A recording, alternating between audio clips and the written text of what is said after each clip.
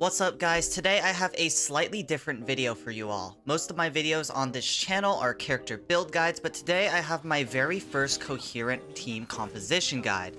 With that being said, today's featured team is the super popular Chinese national team, which consists of only 4-star characters. You're probably wondering, what is the Chinese national team and why is it so strong? Well, first things first, the team consists of Xiangling, Xingqiu, Chongyun, and Bennett. Because the first 3 characters of this team all hail from Liyue and have Chinese names, some of the community started dubbing this team as the Chinese national team. Others may say the team got its name because the team was first popularized by players on the Chinese server, but I'll leave the real reason up to your own imagination. There are more than just these 2 reasons that others have come up with. As for why this team is so strong, if we just begin to look out the elements of this team, we can already see a lot of damage with tons of different ways to create melt and vaporize reactions.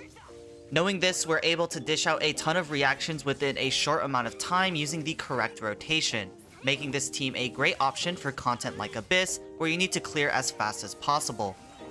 However, being able to execute the correct rotations is difficult and needs some practice, so I'll cover the rotations in depth towards the latter half of the video.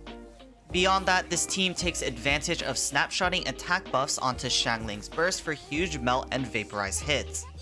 For those who don't know what snapshotting is, here's the concept summarized quickly in the context of Xiangling's burst. Xiangling's burst will calculate the damage based on her stats when she casts her burst, and the damage will remain the same throughout the whole burst based on those initial stats, even if some combat buffs run out or if we add some other combat buffs during the duration of her elemental burst. And no, snapshotting was not removed from the game despite some fixes to elemental mastery a while ago that made people think it was completely removed.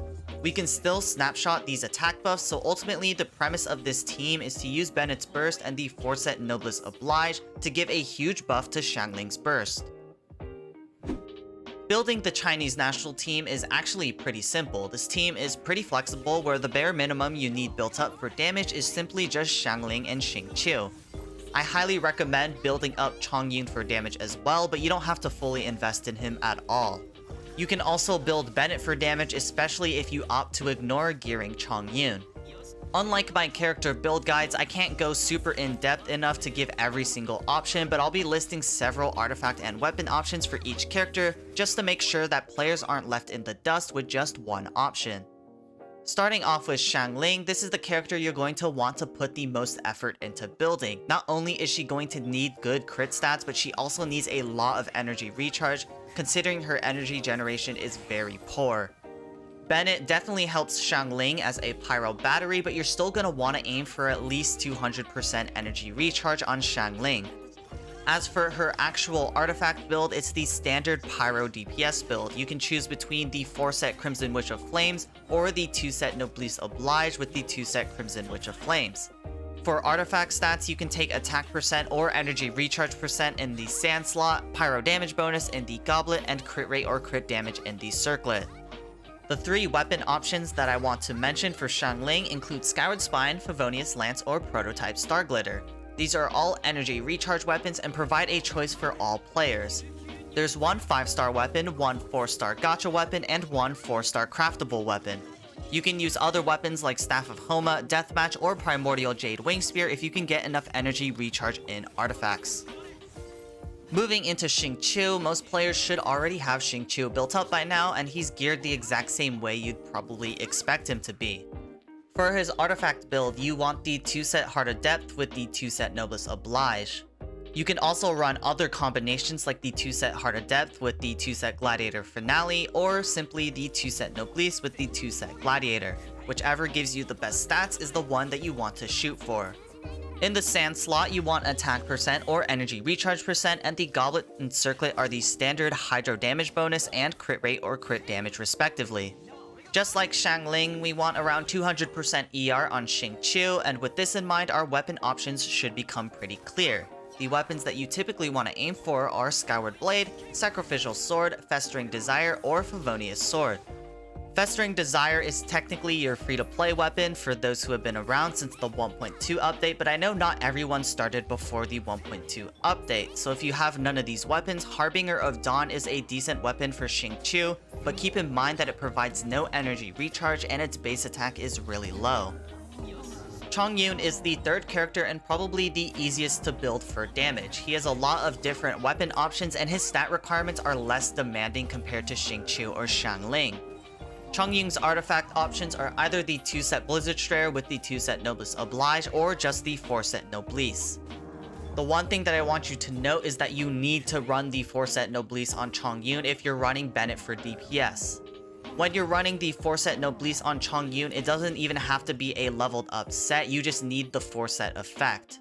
Xingqiu and Xiangling have a bad uptime on the buff for Noblesse, so it's better if we run the 4-set on Chongyun if your Bennett does not have the 4-set. But besides that, the artifact stats are going to be attack percent in the Sands, cryo damage bonus in the Goblet, and crit rate or crit damage in the Circlet if you decide to build Chongyun for DPS. Unlike Xingqiu and Xiangling, Chongyun doesn't actually need a ton of energy recharge thanks to the cheap 40 energy cost burst. I'd recommend getting about 150% energy recharge through artifact substats. As for Chongyun's weapons, the choices are pretty much endless. You can run basically anything that gives you damage. Some of my personal favorites are the Wolf's Gravestone, Skyward Blade, Lithic Blade, Serpent Spine, or Prototype Archaic. And last but not least, we have Bennett. If you don't want to invest into Chongyun, you can build Bennett for damage. Otherwise, we built him with the standard support/healer build. For artifact sets, you can run the 4-set Noblesse Oblige if you opt to not run Bennett as DPS, but if you do decide to run Bennett as a DPS, the 4-set Crimson Witch of Flames is undoubtedly the best set on him. If you're looking to specifically shred the Abyss Lecter shields, the 4-set Thundering Fury is also a very popular set on Bennett right now. If you're running the 4-set Noblesse, you can run the typical energy recharge percent or HP percent in the Sands, HP percent in the Goblet, and then HP percent or healing bonus in the Circlet. Otherwise, when you build Bennett for damage, it's the exact same as Xiangling with attack percent or energy recharge percent in the Sands, pyro damage bonus in the Goblet, and crit rate or crit damage in the Circlet. Bennett also wants 200% energy recharge regardless of his build because we want to have his attack buff off cooldown. So our weapon options are going to be Skyward Blade, Festering Desire, or Favonius Sword. If you have enough energy recharge strictly through artifact stats and want more damage or a higher base attack for a better buff on his elemental burst, you can run a weapon like Aquila Favonia or Prototype Rancor. Okay, so that was a lot of information to soak in, so before I move into how to properly play and execute rotations with the Chinese national team, I thought I'd slow things down a bit and showcase my own builds. I know some people can learn by example, so hopefully I can help those people by showcasing my own builds. On the other hand, some people are just curious to see my artifacts, and that's fine as well. Because I'll be showcasing 4 characters, I'll be moving through this pretty quickly, so feel free to pause the video if you want to take a closer look.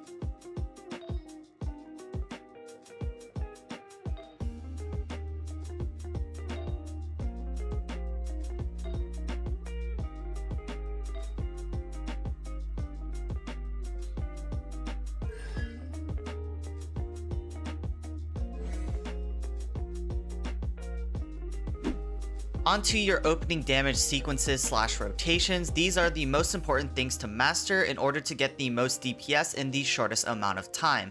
First, I'll focus on the rotation if you have Chongyun built for damage, then after I'll cover a separate rotation for Bennett DPS. For each combo, I'll run through it quickly first, then break down each step in terms of what's happening after. And also to shorten things up, Q will stand for Elemental Burst and E will stand for Elemental Skill. If you don't have C6 Chongyun, this is the combo you typically want to open up with. Unfortunately, I can't turn off Constellations on my main account, so this first rotation will be done on my free-to-play account, where I only have a level 50 Xiangling and a level 20 Bennett. But with that aside, we start off with Chongyun E into Bennett Q for Melt, Bennett E into Chongyun Q for triple reverse melt, then Bennett E into Xingqiu Q, then E for Vaporize, then Xiangling E into an auto attack, then Q for melt. Then after that we continuously auto with Xiangling for Vaporize between Xingqiu and Xiangling bursts. Whenever Chongyun has his elemental ability backup, we want to switch into Chongyun and use it in order to set the field up for Xiangling. If we slow things down and start to analyze things, we start out with Chongyun E instead of reverse melting the Chongyun E because we want the cooldown running as fast as possible to get a second one out for Xiangling later.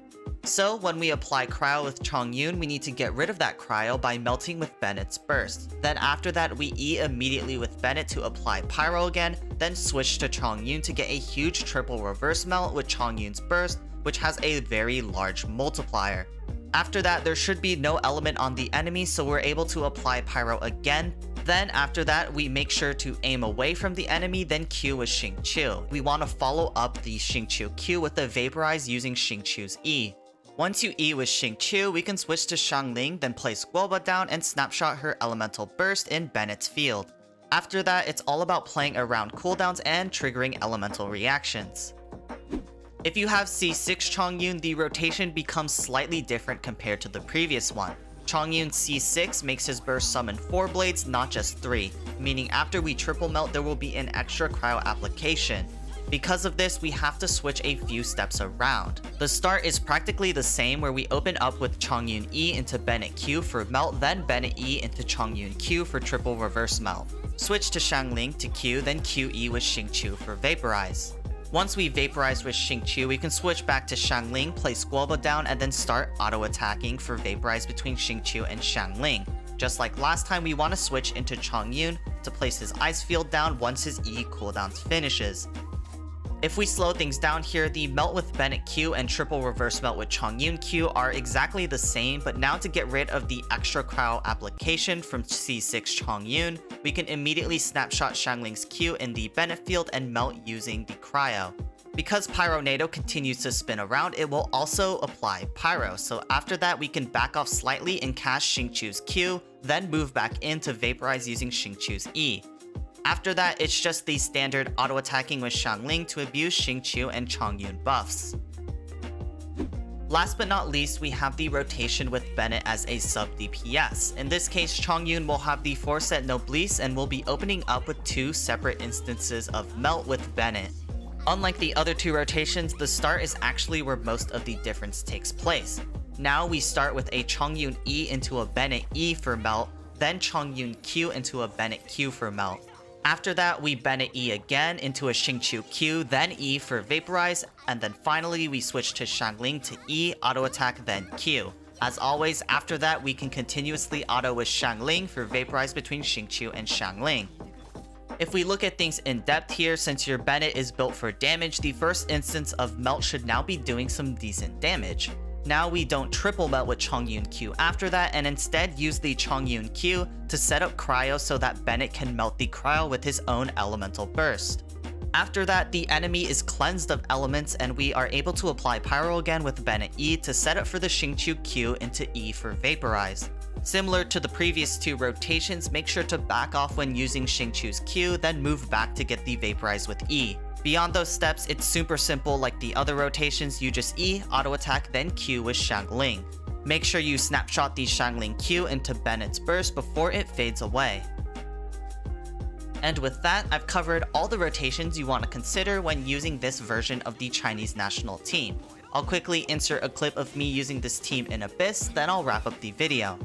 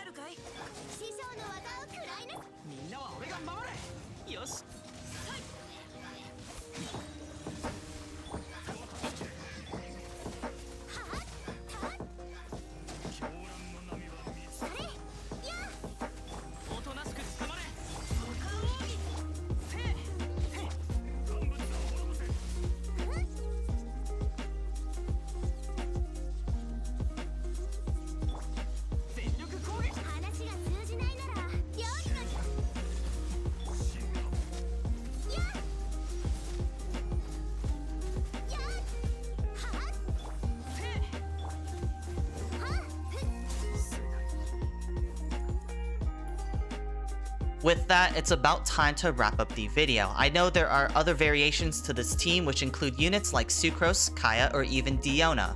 This is my first time doing a full team composition guide in this manner, so I wanted to keep things as short as I could. If you thought this guide was useful and are interested in the variations, definitely let me know down in the comment section below. Otherwise, if you enjoyed the guide, be sure to support both the video and the channel. Other than that, it's the same as always. I'll see y'all in the next one. Peace.